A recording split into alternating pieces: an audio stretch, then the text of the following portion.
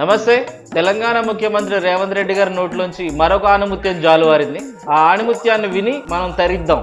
ఈ రోజు నా మనవడి ఈ రోజు అక్షరాభ్యాసం కూడా మీ జిల్లా బాసర్లో సరస్వతి ఆలయంలో ఈ రోజు ఉదయం అక్షరాభ్యాసం చేయించి ఈ ఆదిలాబాదు ప్రాంతానికి ఉన్న ఒక పవిత్రతను ప్రజలందరికీ తెలియజేసే విధంగా ఒక ప్రయత్నం చేసినాం.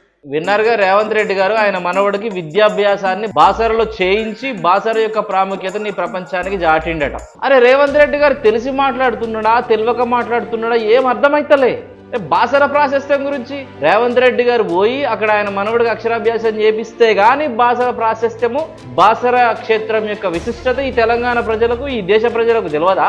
నువ్వు వినోటోడు ఉంటే విమానానికి గద్దెత్తుకుపోయిందంటాడట ఎవడు రేవంత్ రెడ్డి లాంటి వాళ్ళు. తెలంగాణలో పుట్టిన ప్రతి బిడ్డకు బాసర యొక్క ప్రత్యేకత తెలుసు, జ్ఞాన సరస్వతి యొక్క విశిష్టతలు తెలుసు. ఆ మాటకొస్తే పక్క రాష్ట్రాలు కూడా తెలుసు.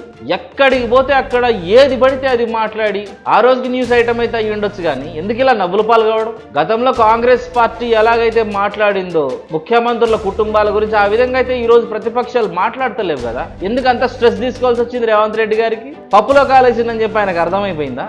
బాసర ఆలయ పునర్నిర్మాణం చేస్తున్నా, బాసర ఆలయ ప్రాశస్తాన్ని నలుదిక్కులా నేను మరింత విస్తరింపజేస్తా అని చెప్పుకుంటే పద్ధతి. ఆయన మనవన్ని అక్కడికి తీసుకుపోయి అక్కడ ఆయనకు అక్షరాభ్యాసం చేపిస్తే గానీ ఆ బాసరకు పాపులారిటీ రాదా? ఆ బాసర జనాలకు తెలియదా? జ్ఞాన సరస్వతి గురించి తెలంగాణ ప్రజలకు తెలియదా? వసంత పంచమి రోజు తమ పిల్లలకు అక్షరాభ్యాసం చేయించుకోవాలని చెప్పి ఆరాటపడి అక్కడికి పోయి తమ పిల్లల చేత అక్కడ అక్షరాభ్యాసం చేయించిన లక్షలాది మంది తల్లిదండ్రులకు తెలియదా?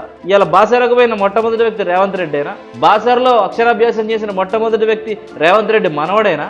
ఏం మాట్లాడుతున్నారండి? తెలంగాణ సమాజం వింటది, చెవులు కళ్ళు ఉన్నాయి, నవ్వుకుంటారండి, నవ్వుకుంటారు. సోయితోని మాట్లాడాలి, ఏది మాట్లాడండి.